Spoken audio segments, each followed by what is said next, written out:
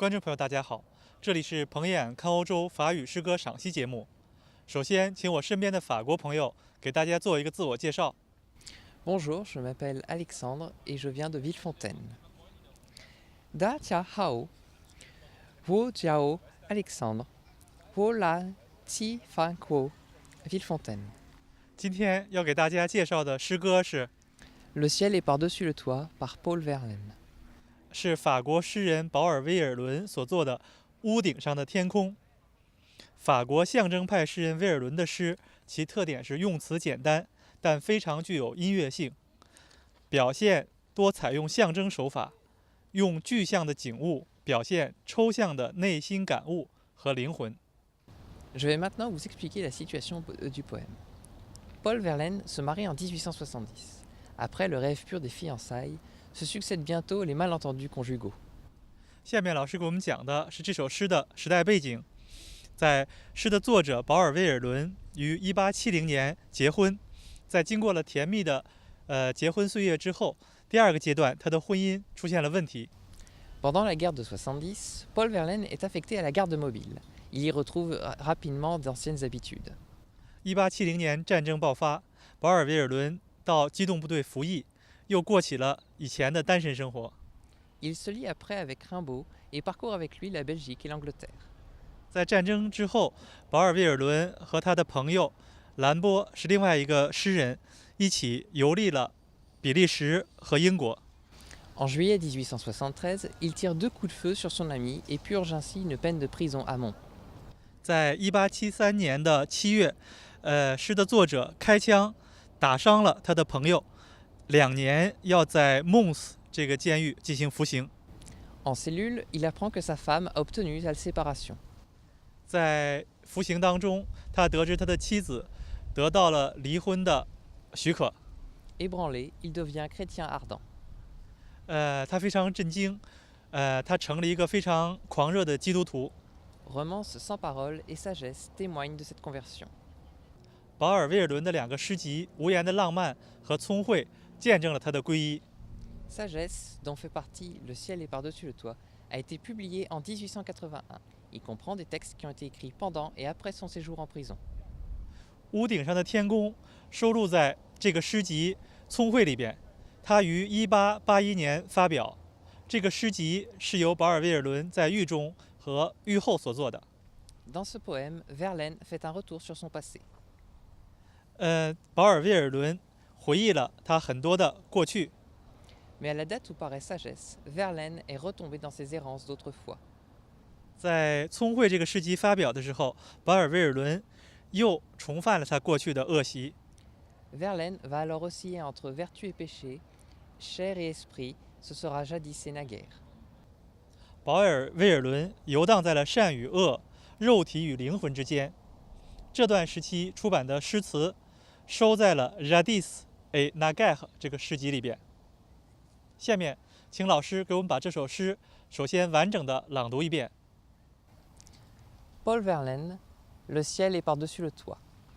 Le ciel est, par-dessus le toit, si bleu, si calme. Un arbre, par-dessus le toit, berce sa palme. La cloche, dans le ciel qu'on voit, doucement teinte. Un oiseau, sur l'arbre qu'on voit, chante sa plainte. Mon Dieu, la vie est là, simple et tranquille. Cette paisible rumeur-là vient de la ville. Qu'as-tu fait, ô toi que voilà, pleurant sans cesse? Dis, qu'as-tu fait, toi que voilà, de ta jeunesse? 下面我们给大家进行逐段讲解。Le ciel est, par-dessus le toit, si bleu, si calme. Un arbre, par-dessus le toit, berce sa palme. Par-dessus signifie au-dessus de, sur quelque chose. 第一个词 par-dessus 是在什么什么上面的意思。Le toit est la surface supérieure d'un édifice qui permet de le protéger contre les intempéries. toit 的意思是屋顶、房顶。Si, dans le cas présent, signifie aussi ou tellement.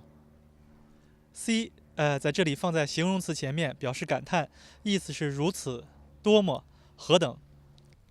Bercer signifie faire de petits mouvements vers l'avant et l'arrière et s'attribue généralement à un enfant. bercy 是及物动词，摇、摇动、摇晃。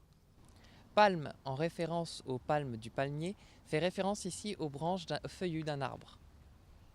palm 的意思是棕榈叶，在诗歌里面做 bercy 的宾语。这段诗歌的大意为：我在这里插一句，为什么我总是强调诗歌的大意？我在这里引用沈坚先生的一句话做个解释。沈坚先生说：“我常常遇到一些人要我推荐一些好的法国诗歌的中文译本，但我自己一直认为诗是不可译的。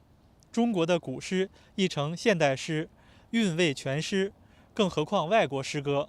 因此，我总是回答没有太好的译本。”好，现在回到这段诗，诗词的大意为：屋顶上一方天空，多蓝多静，屋顶上一株棕榈摇动枝叶。下面我们学习诗歌的下一段。La cloche, dans le ciel qu'on voit, doucement teinte. Un oiseau sur l'arbre qu'on voit, chante sa plainte. Qu'on voit, ciel, on ici désigne nous. convoi 来修饰 ciel on 在这里跟 nous 是一个意思，就是我们。Teinter signifie produire des sons aigus, des sons qui se succèdent lentement. teinter 的意思是表示钟的作响，是一个不及物动词。La cloche teinte doucement, la cloche doucement teinte. Ici, on préfère une forme par rapport à l'autre en raison du rythme de la poésie. 句子的正常顺序是 la cloche teinte doucement， 但是为了押韵，在这里写成了 la cloche doucement teinte。 La plainte est une forme d'expression de la douleur qui se fait par voie orale sous la forme de gémissements, de cris de douleur. plainte 的意思是呻吟、牢骚、怨言。这一段的诗词大意为：我们看到天空之中的钟轻轻地敲响，我们看到树上有一只鸟鸣唱着它的哀怨。好，下面我们来学习下一段。Mon Dieu, la vie est là, simple et tranquille. Cette paisible rumeur-là vient de la ville. Là désigne ici un lieu qui se trouve en dehors de la prison. 拉在这里头的意思是 ici， 在这里表示地点。Cette là permet ici de désigner la rumeur. set 什么什么拉作为一个词组来使用，表示这个。Paisible signifie qui demeure en paix, qui ne trouble pas la paix. On peut y donner comme synonyme pacifique, placide, tranquille. paisible 的意思是平静的、安宁的。La rumeur a pour premier sens dans le français commun et actuel un bruit qui court et possède une connotation négative. Il s'agit d'une histoire dont la vérité n'est pas certaine. Mais dans le poème, il désigne plus généralement un bruit confus, un bruit assourdi de nombreux sons.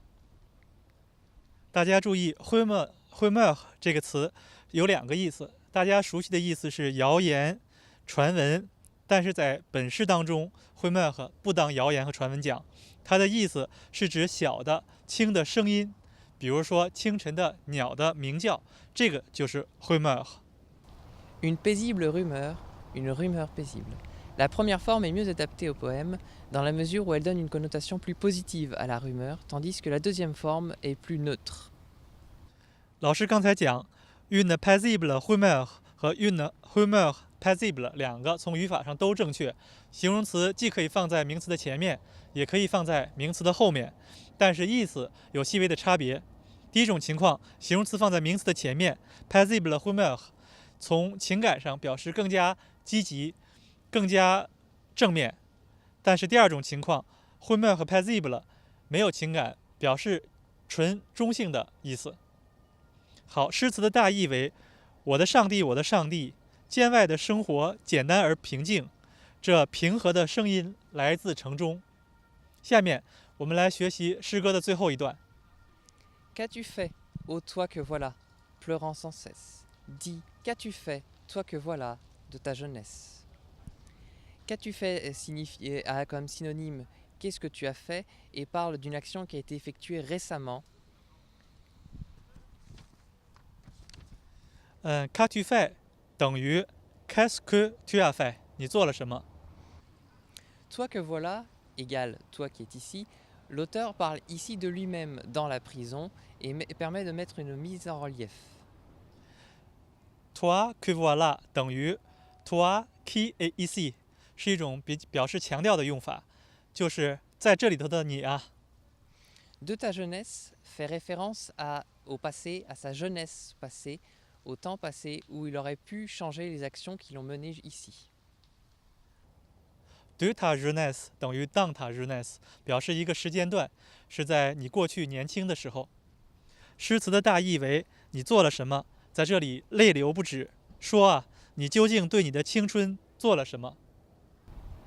En conclusion, ce poème est le regard lucide d'un homme conscient de sa faiblesse et qui confesse sans indulgence son âme qu'il connaît trop bien. Les larmes excluent toute idée de révolte et d'action au profit d'une passivité complaisante.